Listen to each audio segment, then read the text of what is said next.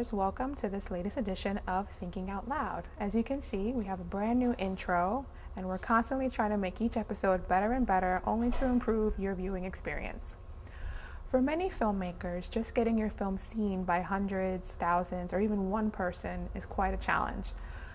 Festival circuits are usually the way to go, but a lot of the times people can't afford the travel fees or the entry fees. So what is a filmmaker to do if they spent all their money on the film and they can't get it seen? Enter the Zero Film Festival. The Zero Film Festival was founded by Richard Hubin with the goal of showcasing self-financed documentaries, features, and shorts.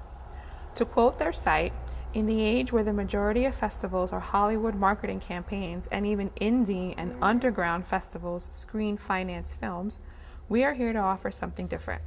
We recognize authentically independent films and filmmakers who take risks and fight the odds to see their visions through." I brought Richard and Mike Rizzo, one of the filmmakers who showcased his work in this past festival, back to the Invisible Dog Gallery in Brooklyn, home to the opening night ceremonies of the Zero Film Festival 2009, to talk about what this festival means to them. The term cinema is very limited by this the structure that you see Hollywood films create, and so many filmmakers just think inside of this formula and the structure, and obviously it has its reasons for being this way, but the idea of cinema and what's possible with it, I mean, truly it's limitless, because you have time and you have images and you have sound, and what you have with this calculus, I mean, it's incredible what can be done. Some of the films that we've been able to show even kind of reflect the possibility that's out there.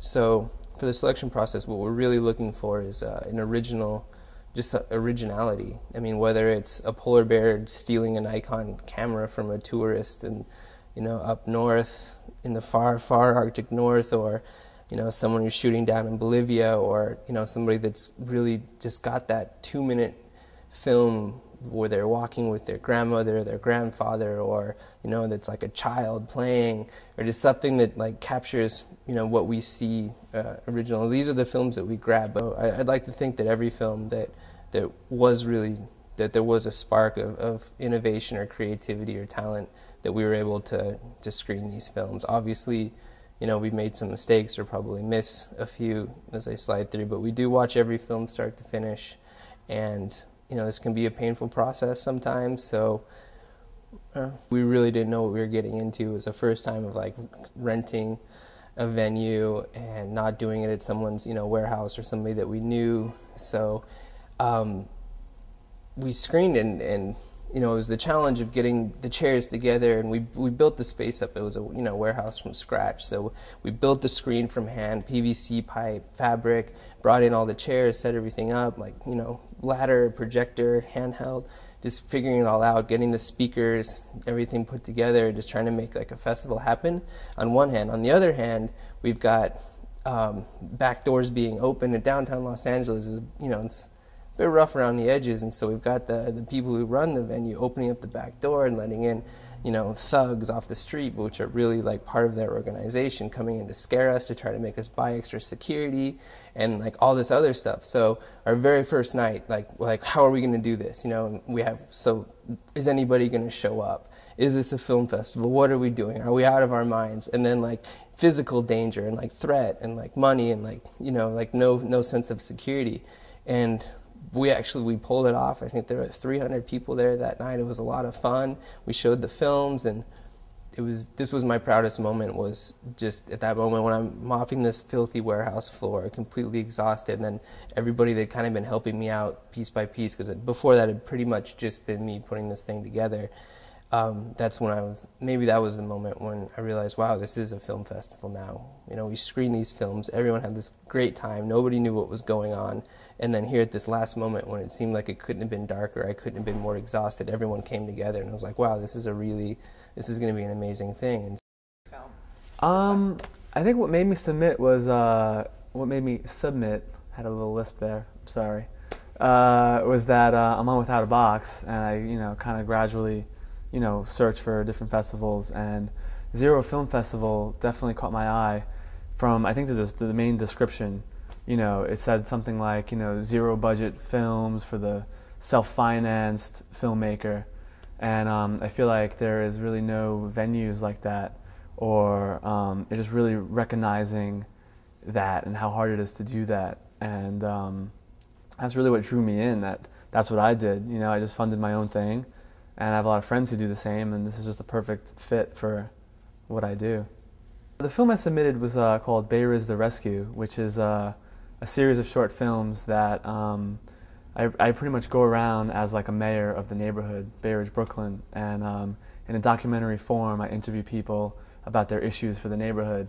This was like the 10th film, and this one was about like the local economy and like the recession.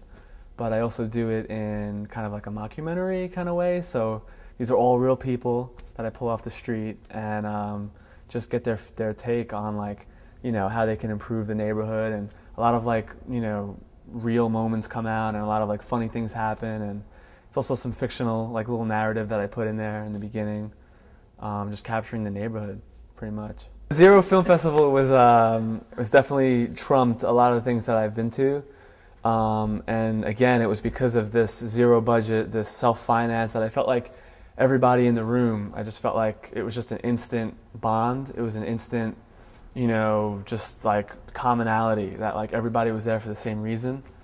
And everybody like gave the time, and people spoke really well about their films, and it was just like instant. Like I got a lot of contacts and a lot of network that people I'm still talking to from Zero. And it's just like, I felt like other festivals that I've been to were maybe not as personal, didn't really maybe care too much, or you know, I just felt like that this was like a real authentic, a real feeling of passion. And you know, the film directors are, you know, filmmakers themselves, and I feel like I, you know, just kind of really bonded on those levels of just from simply conversation. My favorite moment was I was in line for Audience Choice Award in both LA and New York, and I guess seeing my film on the big screen in Galapagos was a pretty big deal for me, because, you know, I'm just kind of used to seeing it on smaller things or internet, and that just was really, really awesome, really meaningful, and just to see it in that kind of like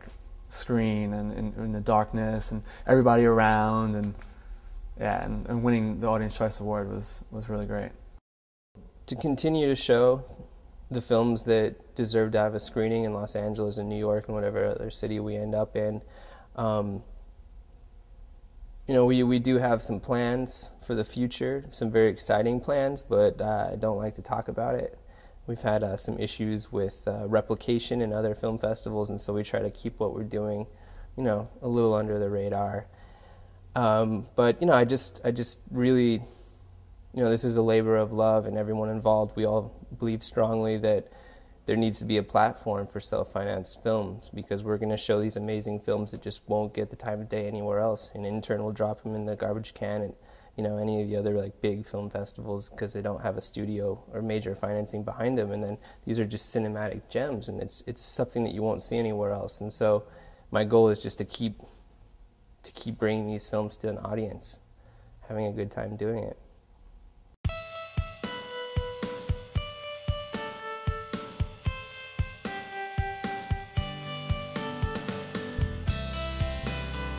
For more information on the Zero Film Festival, please visit their website at www.zerofilmfest.com.